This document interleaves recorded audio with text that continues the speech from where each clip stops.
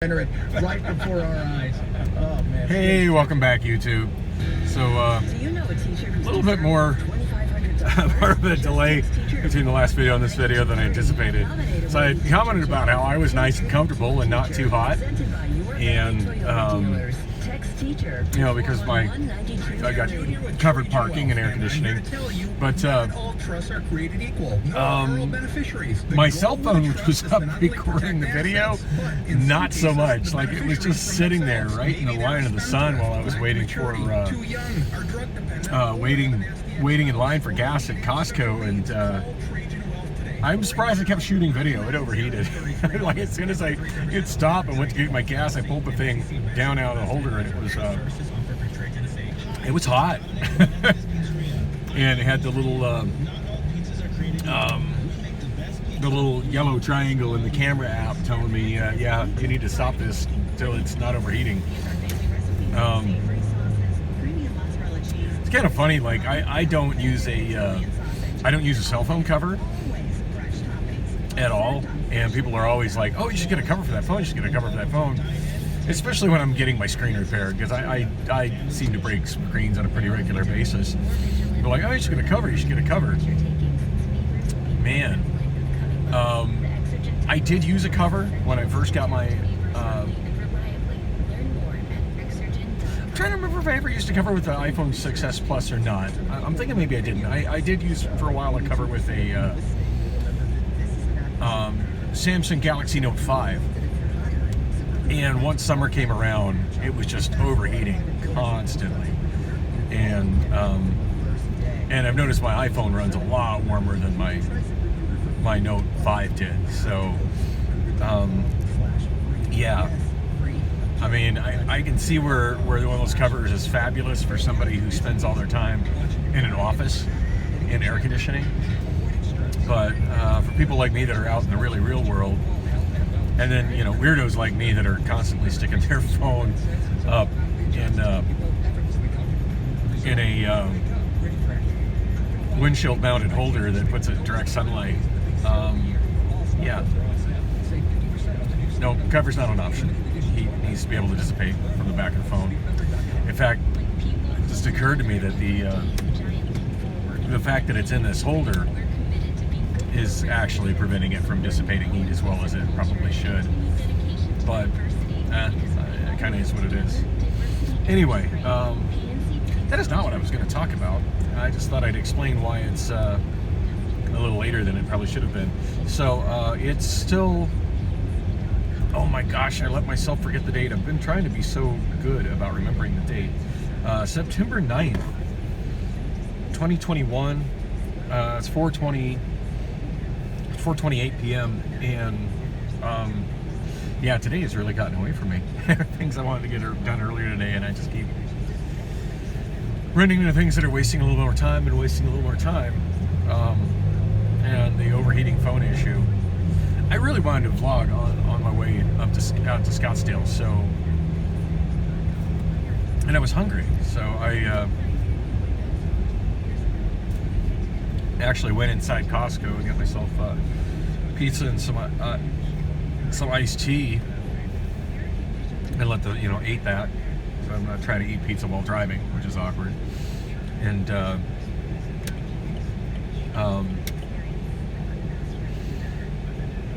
I'm going to turn right here, so I'll give you guys a scenic view up to North Scottsdale that's different than the one y'all got yesterday. I'm in for a change of scenery, ain't you? So yeah, no, it's not the easy. Pizza's not the easiest thing to eat while driving. So I figured I'd just kind of sit down, check incoming messages, and work on my eBay a little bit. I was kind of surprised to find out that there's no Wi-Fi inside Costco. I don't know, it just struck me as one of those kind of places that would have free Wi-Fi, considering all the other, random member benefits that it has, and considering that they sell, so many types of electronics and stuff there. I figured I'd be able to kind of sit in their cafeteria area and, use the Wi-Fi, but nope. So my data was, I mentioned quite a few times last time that I just functionally had no data, no internet data, because it was throttled. I'd used up too much. Presumably uploading my vlogs, that uses an insane amount of data.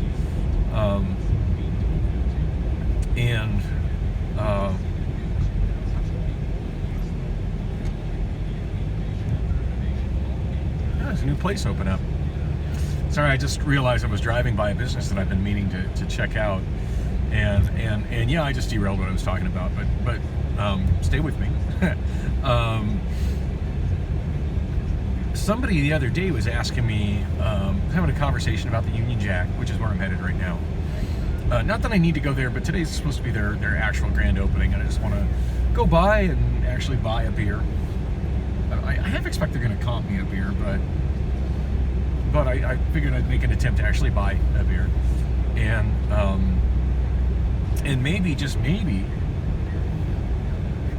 connect my mixer board and get some sound pumping through their sound system, if that's okay. Although after what's been going on, I thoroughly expect that not to be working. And I keep saying I'm going to talk about it. A few videos ago, I had one that cut off like 2 minutes into it, right as I got on the freeway, and I didn't restart it. When it cut off, I got the message that told me I was out of space, and I don't think I was out of space.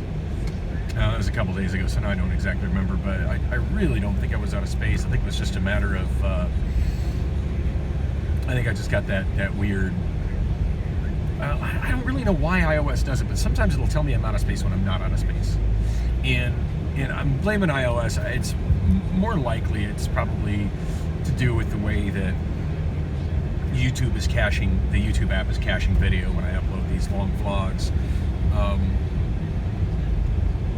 Of course, I'll never know for sure because of the way you can't really dig into iOS to find out what's going on. The way their operating system is locked down, you just kind of, you got to pay attention to what kind of weird, quirky things it does and roll with it.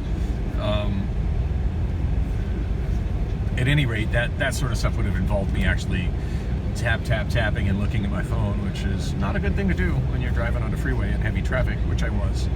And I was pretty tired because I had been up since the wee hours of the morning. I just woke up in the middle of the night and just was like, well, I'm up, and worked on music all night.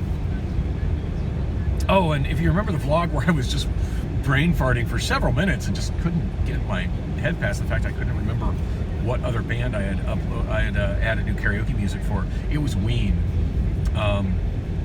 Yeah, I added a bunch of Ween, which I'm excited. I'm a huge fan of Ween. I can't believe I couldn't remember that.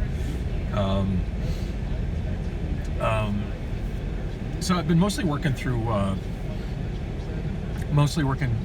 stuff from Funbox Karaoke, and I can't think of the name of the guy that runs that, but I was chatting with him last night. He was online and quite buzzed, so it was a fun little short conversation. But he's out of New Orleans right now. I'm not sure where he's staying, but he's posted up somewhere else since his home was damaged in the hurricane, and I'm assuming he has no power at home either. But he's posted up and back to work and running his channel. So that's a good thing. And apparently was kind of having some in doing a little partying last night. But the conversation kind of ended with, "Come on, man, get on our Discord." Yeah, I've never used Discord before, and I'm an old guy, so it's like I am an old dog that is capable of learning new tricks, but I do tend to stay in my comfort zone and stay on sites and stuff that I'm familiar with. I'm having enough trouble right now trying to figure out how to use the Taco Bell app. I don't even want to rant about Taco Bell anymore. I did enough of that yesterday. But let's just say I'm not able to log into their app right now and leave it at that. So much for my reward points, which is fine. I ate at Costco today. Got some Costco pizza, which sounds like it would be terrible, but those that know that Costco pizza is surprisingly really good. I mean, it's not like gourmet pizzeria good, but given the choice between Papa John's or now granted there's a very limited option for toppings, but I'm the guy who typically just gets pepperoni pizza anyway. But given the choice between, say, Papa John's, Little Caesars, or Costco, it's not even that's an easy decision. Costco pizza all the way. It's good stuff. And for a ginormous slice for $2 on my Costco credit card with like a 4% kickback is sort of a no-brainer. Anyway, sometimes I like to narrate where I'm driving, and I haven't really been doing that, but I'm just kind of backroading it through the outskirts of Old Town Scottsdale right now.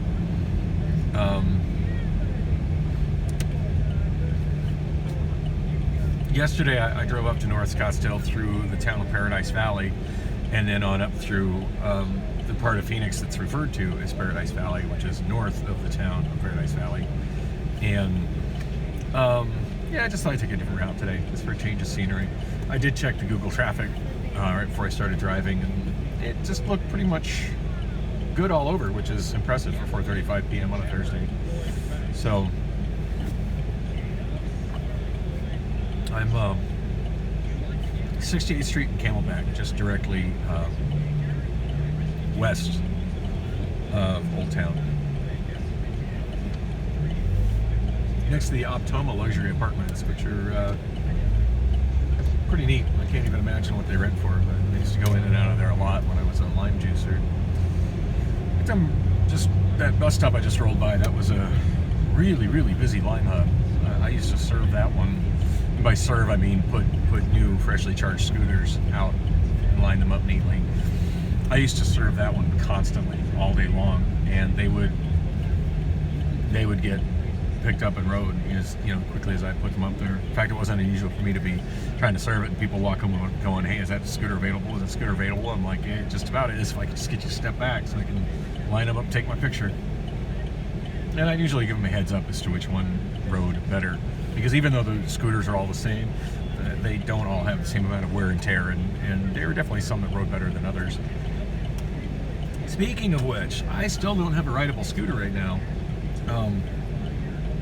It's been alternating. The weather here in Phoenix has been alternating between, and also in Scottsdale, has been alternating between really wet and rainy and really, really hot or super hot and humid. None of which are comfortable weather for riding scooters in, so I haven't really been missing riding my scooter. My friend in LA that I've drove to several times to see, that's working on the scooters, he said he's got one of the Lime 2.5s going. He's kind of explained to me what the issues with it are, and I don't know, I'm one of those persons that sometimes you can explain stuff to me and I just, unless I have hands-on with it, it just kind of doesn't register. But he said something about, like, it doesn't just turn on and off like as simple as you should be able to turn it on and off. I mean, keep in mind, these are scooters that are designed to run in a only via a internet-connected app and have no physical switches on them. So physical switches is something that's having to be added. I believe he's doing some kind of modification that allows it to run on its original motor controller as opposed to putting an aftermarket motor controller in it, or a generic motor controller, which is pretty exciting. Because I kind of thought we'd end up going that way with it, but he got some kind of a, basically from what I understand, he's pulled the SIM card out of it, because there are internet devices, they do have a SIM card and they are on the cellular mobile data network, just as a cell phone or a tablet would be. And it has so he's pulled the SIM card out, and he's added some circuit board that basically feeds it. I don't understand. This is where he kind of loses me when he explains what he's doing, and I kind of need to see it. I do know he's flashed some of the firmware, but then he told me that some of the flashing that he did was actually unnecessary, and that some of it messed it up, and he needed to just kind of flash it back, or whatever. Once he starts hard coding stuff, he's way beyond my skill set. But it's my understanding he's got this little third-party circuit board that somebody made that basically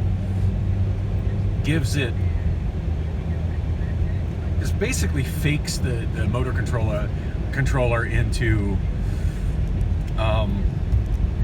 getting data that it, like, basically giving it the answers that it needs to make it think that it's on the rental scooter network, and that the rental scooter has authorized it to go. I don't know if it's speed limiting or not. I think he told me it's not. I think it's because Lime scooters utilize a technology called geofencing, where it keeps track of the position of where it physically is, and then each physical position will have a speed limit, so to speak, which caps off the speed at that location.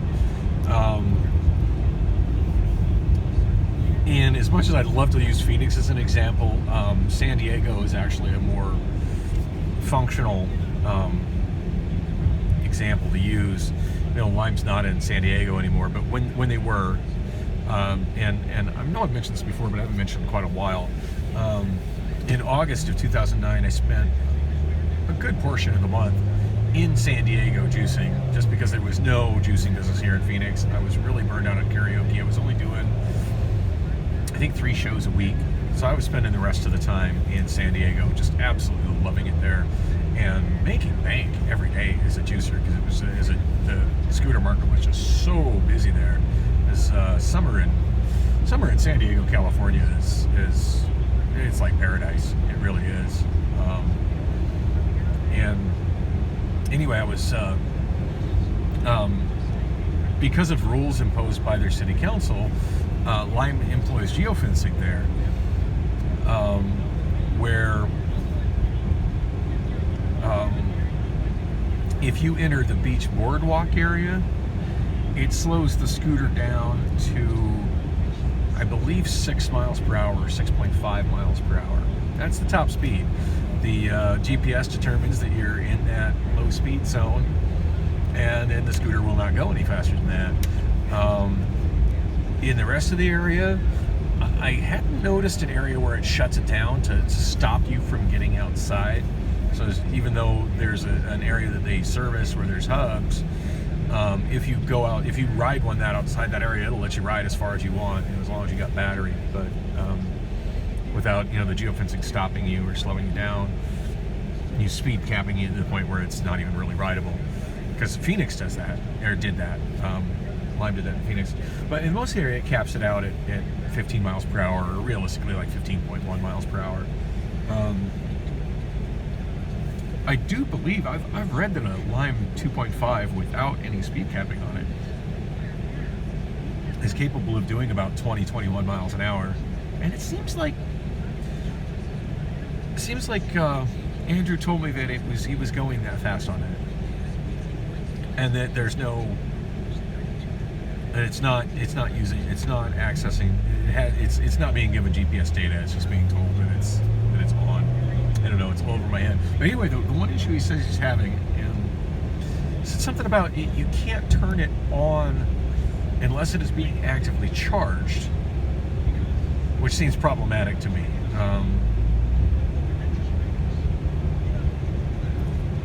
I mean, like, if I ride it to somewhere where I don't have a charging cable to plug it into and I turn it off, I guess I can't turn it back on again until I plug it into a charger.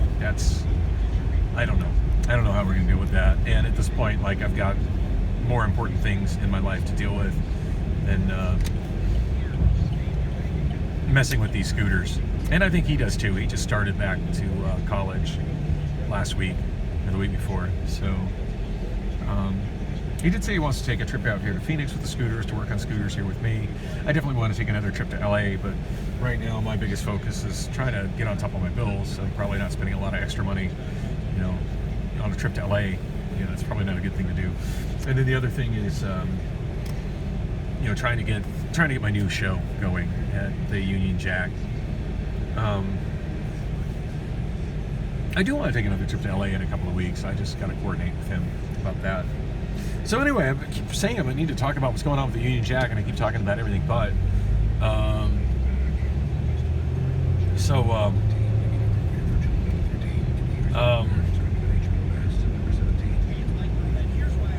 So the deal with the AV guys doing the installer, from what I understand from talking to him, is he's just got, and a little bit I'm getting kind of third hand from the owner, the manager, is that he's got a lot of install gigs on his plate.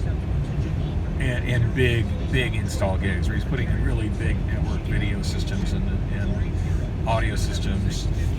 And it sounds like he doesn't really have enough people working for him that can do stuff. And I should really hit him up for, I don't want to say a job, because the last thing I want to be is an employee, but definitely kind of hit him up to maybe do some contract work with him. I feel like his weak area, and I know I've mentioned it a couple of times, and then I've got sidetracked on something else, or my phone's run out of juice or whatever, but cut off the video. But he's used XLR connectors before, but he's not really familiar with how XLR works. And XLR being kind of the de facto standard for line level and mic level audio in professional audio settings, which kind of surprises me. And one thing I never got to ask him is, you know, is the input to the actual system there? I've really never seen the actual system. I mean, I've seen it in its rack, but to actually see the back of it and how it's connected and what the components are, like, I just see a shit ton of blanky lights and components I'm not very familiar with through the tinted glass in a big rack. I mean, there's a big Crown amplifier, I'm familiar with that, but obviously there's a lot more channels than that amplifier has that's running in this system. He's got everything controlled through a fancy app and an iPad. I didn't mention earlier, I kind of feel that it's overkill, but it is neat.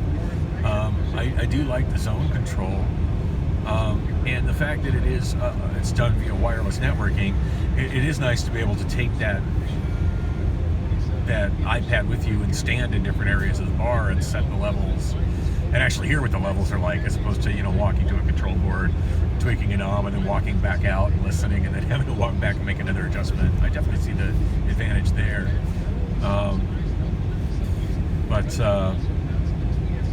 Yeah, he's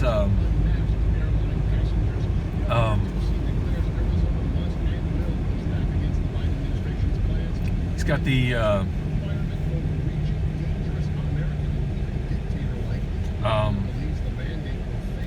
let's say there's different controls where you can control which input goes to which zone. So you can have different inputs going to different zones. And I forget what all the inputs are. There's one that's just a house music system. There's no jukebox there, which I find a little disappointing. I'm a fan. Disappointing. I'm a fan of the TouchTunes jukebox system, but it is what it is. I do see both sides of it. Like, sometimes it's nice for a business to have closed circuit music where they can have a little more control over what's going on. That way you don't get some random person who's got 60 credits on their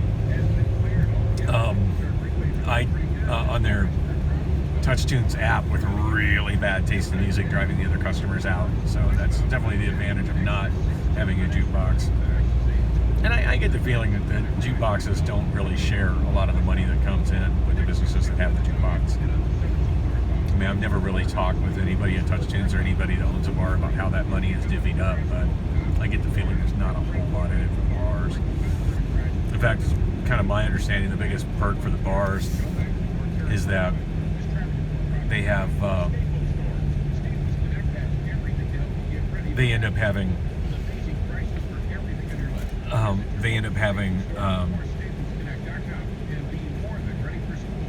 TouchTunes handle their ASCAP and BMI fees and CSAC fees, you know, their music licensing fees, and that which is definitely a financial advantage. But well, I don't know the details. I'm just theorizing. I honestly don't know. At any rate, so they've got a streaming service. I do not know what the streaming service is, where it comes from. I do know it's commercial free. I've seen places that use stuff off iPhone, off of smartphones or tablets, and have commercials pop up. To me, that's really tacky. So at least they're using something that's, wherever it's coming from, it's commercial free.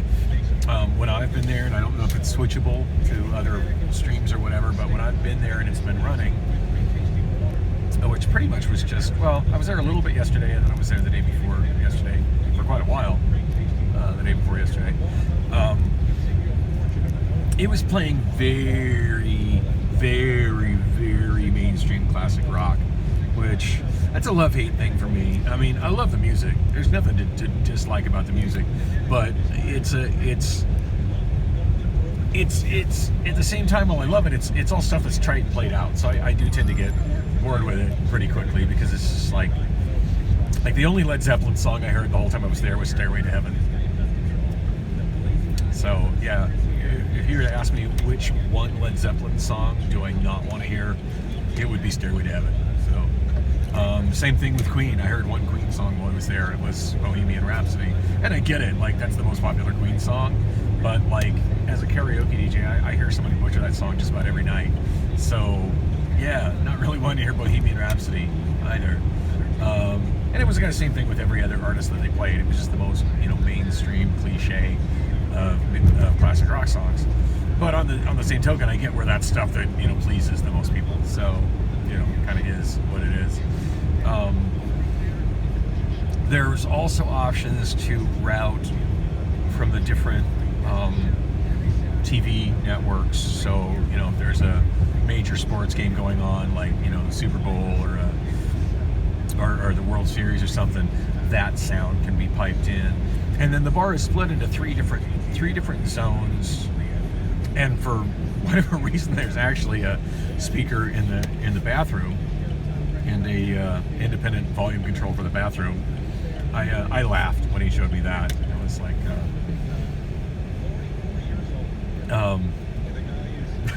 it's like, wow. I'm curious how he sold the owners on that as a needed expense, because I would have been like, yeah, no, not paying for closed circuit audio to the bathroom. Not paying for that. Sorry.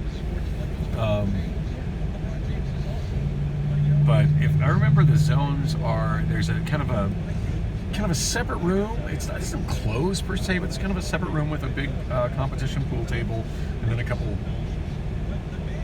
kickback tables behind it. It's got one really large TV at the back end of the room, and that's got its own separate zone. Then there's what they call the stage area, which is kind of the front of the bar, which is sort of where I am in the area by the front door and stuff. And that's got its own audio level. Like, it seemed like, if I remember, it had two different audio levels, so I could kind of control all the sound is balanced within the room, and then also a separate slider to control the subwoofer. And then there's sound on the patio. I think that's just one level to control the level on the patio. And of course, you can select the patio with a different input. And then the same thing for the kind of back end of the bar, like where the actual bar is, and then there's kind of some seating area by the bar that's zoned differently, and that has its own subwoofer. I see it being nothing but chaos if you've got the front bar and the back half of the bar, playing different stuff. I could see where if you got a bunch of people watching a specific game, or maybe you could have the game audio on in the room while you have the music in the pool room area where you've got other stuff there. And I could see, like when I'm doing the show, where it might be beneficial to have just the house music playing on the patio, so people that want to get away from a bad karaoke singer have a place they can go where they don't hear the bad karaoke singer. I definitely see the advantage of that. So, all in all, a really neat system, but the XLR connector on the stage, which I'm supposed to be able to connect to, or anybody that's doing music there, DJ or band, supposed to be able to connect to, was the wrong gender, and I actually had a cable that I could connect to my board. I run a little tiny Mackie Pro Series mixer, You know, I want to say it's a VLZ3. I should really know the model number off the top of my head because I own two of them, but I don't. But it's got 2 or 4 main outputs. It's got a bunch of outputs and a bunch of inputs. It's a great little Pro mixer. But it's got two main outputs, or 4 depending on how you connect it, how you consider it. You know, it's a stereo mixer, so you know a pair of different outputs, left and right, which are the same. They're both the output of the main. I don't think I can send a different signal to each one, other than, you know, differentiating what goes to the left and what goes to the right. And since the house system is mono, obviously I'm having everything pan center. It's just the same thing coming out of all 4. But 2 of them are XLR outputs, and then the other 2 are balanced. They can run as balanced or unbalanced 1/4-inch outputs. So if I'm, you know, running to a balanced input, which XLR is always balanced, technically. You could run XLR unbalanced, but I digress. But yeah, XLR is always technically balanced.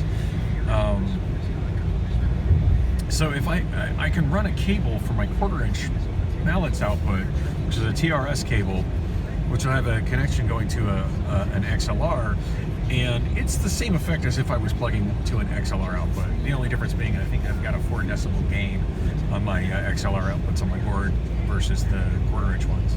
But I mean, so the levels are going to be different, but still it's going to be, you know, it should be functional on what he's got. So even though he has the gender of the input connection wrong, like I had one that went from 1/4 inch is, you know, not gendered. As far as like direction, like basically, like on a quarter, like on an XLR cable, you've got a male connection on one end and a female connection on the other end. The female's the input, the male end is the output. Whereas on a 1/4-inch, you know, say it's 1/4-inch balance, you got a TRS plug on each end, and you need to be looking at, you know, that you're plugging an input to an output, because it's just plugs going into jacks. That's the way those standards are.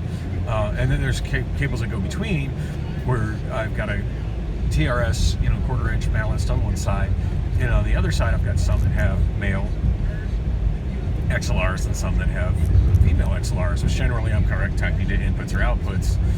Like I've got my main effects processor I use is a kind of vintage one. I got 2, but I can't find my second one. But Alesis Nanoverb, and I mean, yeah, there's more modern ones, but I just love all the features that thing has in a tiny package. And at this point, I've been using it for so long that I can kind of sculpt the effects in somebody's voice without even thinking about it. I just kind of do it. It's muscle memory at this point. But it only has 1/4-inch inputs and outputs. So to be honest, I'm not even sure if they're balanced or unbalanced. I always use balanced cables just for GP, because if it's an unbalanced input or output, it'll still always work with a balanced cable. But anyway, so I gave him I was using a balanced output on that 1/4-inch on the board, and I ran that to the connection, which just had supposed to have, and there was no sound at all. And he never really go into detail why there was no sound. He said that he thought he connected it wrong. And I have connected up where I've done, connections for XLR connections to custom installs. Probably the most involved one I ever did was I added some XLR microphone connectors to the foot of the stage at my daughter's elementary school when she went to, I renovated the PA system in the gym/auditorium in the gymnasium, which kind of doubles as an auditorium at Longview Elementary School. And